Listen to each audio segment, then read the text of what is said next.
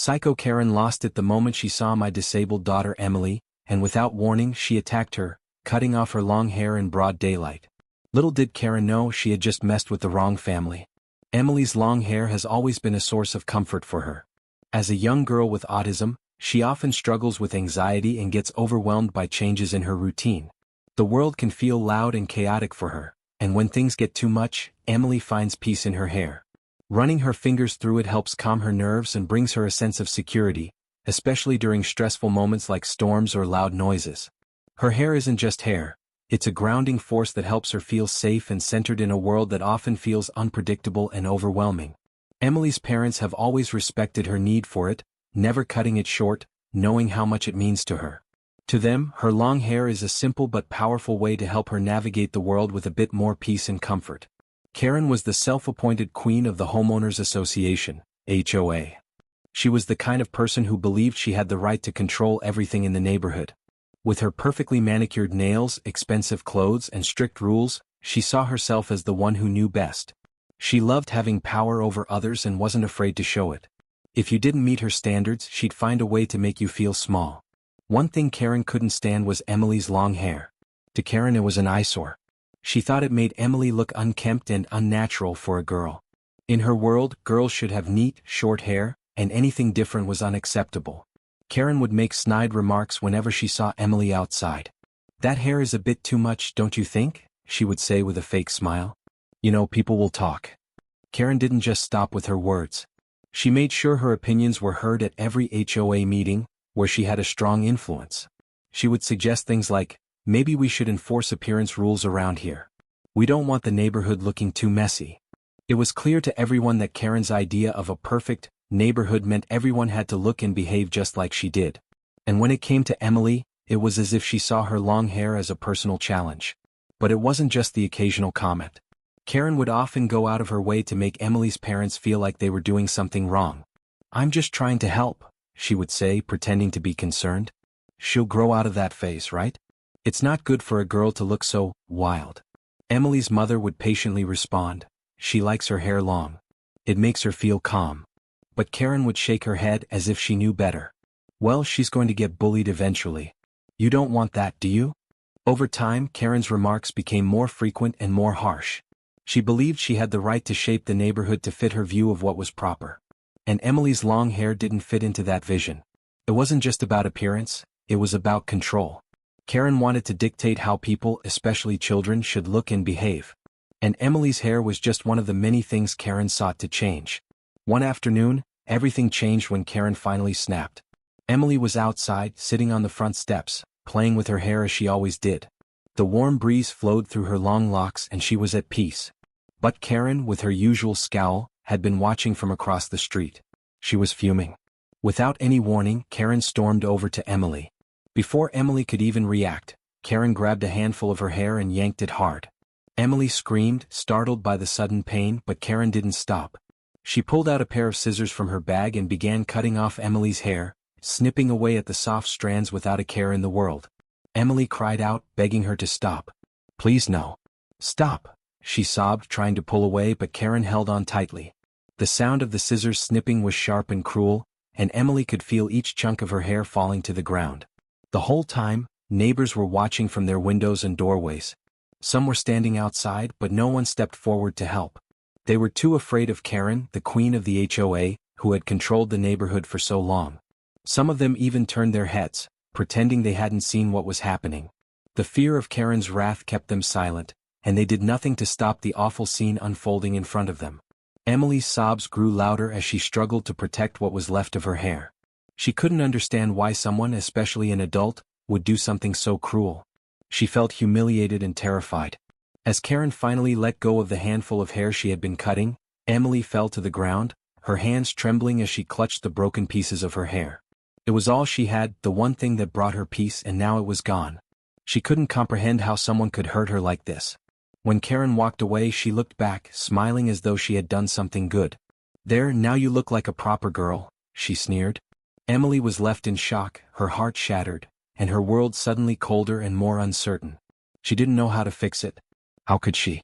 Her hair, the one thing that made her feel safe, was no longer there, and she couldn't understand why Karen had chosen to take it from her. When Emily's father, a former chief of police, found out what had happened, his heart sank with rage. He had been in the kitchen when Emily burst through the door, her face streaked with tears and her hands clutching the severed pieces of her hair. He could barely process what he was seeing. His daughter, the one person he had always promised to protect, was sobbing uncontrollably, and all he could see was the evidence of Karen's cruelty. Emily's father rushed to her, his protective instincts kicking in. "What happened, Emily?" he asked gently, trying to hold back his own anger as he knelt beside her. Emily's voice shook as she explained what Karen had done. She cried, unable to understand why someone would hurt her like this. The father's heart broke as she spoke, but it didn't take long for his anger to rise. No one, especially not someone like Karen, had the right to treat his daughter this way. He immediately knew what he had to do. He wasn't going to let Karen get away with this, no matter who she was or how much power she thought she had. He grabbed his phone and called the police. This wasn't just an act of bullying anymore, it was assault. He made sure the officers knew everything and insisted they take immediate action. Within hours, Karen was arrested. The shockwaves of her actions rippled through the neighborhood. Neighbors who had once feared her were now speaking up, sharing their own stories of how Karen had harassed them over the years. The police began to dig deeper, investigating the HOA that had long protected Karen's behavior. What they found was a long history of corruption, harassment, and bullying that Karen had used to maintain control over the community. The HOA, which had always dismissed complaints and turned a blind eye to Karen's actions, could no longer protect her. They had allowed her to run roughshod over the neighborhood for years, forcing families out, making life miserable for anyone who didn't meet her standards. But now, with Karen facing legal consequences, the truth was coming to light. The community was finally realizing that Karen wasn't just a nuisance. She had been a bully, and the HOA had been complicit in letting her have free rein. As the investigation unfolded, Karen's power crumbled, and the neighborhood began to breathe a collective sigh of relief. For the first time in years, people felt hope that things could change, and that Karen's reign of terror was finally over. When Karen was arrested, the whole neighborhood seemed to hold its breath. 4 years she had ruled with an iron fist, using her position on the HOA board to control everything and everyone around her. No one dared to challenge her, afraid of what she might do if they did. But now it was different. The tables had turned. Karen, the woman who once struck fear into everyone, was about to learn what it felt like to be powerless. As the police arrived at Karen's door, the neighbors slowly began to gather outside, drawn by the noise and the sight of officers at Karen's house. Many of them had stayed silent for so long, afraid to cross Karen. But now they could see the truth. She wasn't some untouchable queen. She was just a bully who had gone too far. Some of the neighbors who had once been too scared to speak out now whispered to each other, relieved that finally someone was standing up to her. Karen didn't take her arrest well. She struggled against the officers, shouting and insisting that she had done nothing wrong. She kept repeating that she had only helped Emily and that this was all just an overreaction. But no one was listening to her anymore. The neighbors watched in disbelief as she was cuffed and taken away. It was clear that the woman who had once held everyone in fear was now the one being led away in disgrace. As the police drove Karen away, the neighborhood felt a sense of justice. For so long, they had watched her destroy lives, forcing families out of their homes with her petty complaints, and bullying anyone who didn't fit her idea of perfection. Now it was her turn to face the consequences. The community, which had been so afraid of her, finally found the courage to stand up against her. The silence that had once protected her was now replaced with voices of relief and even applause as the squad car drove away. But the real blow came when Karen's husband, Richard, turned his back on her. 4 years, Karen had used her marriage to Richard, a successful real estate mogul, as her shield. She thought that no matter what she did, Richard would always protect her. After all, he had the money, the power, and the connections. But when Karen called him from the police station, hoping for him to bail her out, she got the surprise of her life. Richard didn't answer her calls. When her lawyers reached out, they were met with silence. And when Karen finally heard from her husband, it wasn't a promise of help, it was a divorce lawyer. Richard had decided that Karen was too much of a liability. Her actions, her obsession with control, and her bullying had finally become too much for him to ignore. He didn't want to be associated with someone like her anymore. Karen's face fell when she realized that the man she thought she could always rely on had abandoned her. She was no longer Richard's wife in his eyes, she was just a problem he wanted to get rid of. The woman who had spent years pretending to be the perfect trophy wife now found herself completely alone. As the divorce papers were signed, Karen's world came crashing down. She had lost everything. Her power, her reputation, and her marriage were all gone. And worst of all, she had been publicly humiliated in front of the very people she had spent so many years controlling. The neighborhood that had once feared her now saw her for what she truly was. A cruel, power-hungry woman who thought she was above everyone else. Karen's reign of terror had finally come to an end. And as she was left to face the consequences of her actions, the community that had once lived in fear could finally breathe easy, knowing that justice had been served. After the traumatic event with Karen, Emily's world felt like it had turned upside down. Her long hair, which had been a source of comfort and security for so long, was now gone. She couldn't understand why someone would take it from her, and the pain of losing that connection was overwhelming. But Emily wasn't alone in this journey of healing. With the support of her loving parents and her friends, she began to take the first steps toward recovery. Her father, who had been so enraged by what had happened to her, worked hard to remind her that she was not defined by her hair. He knew that Emily was much stronger than what had been taken from her.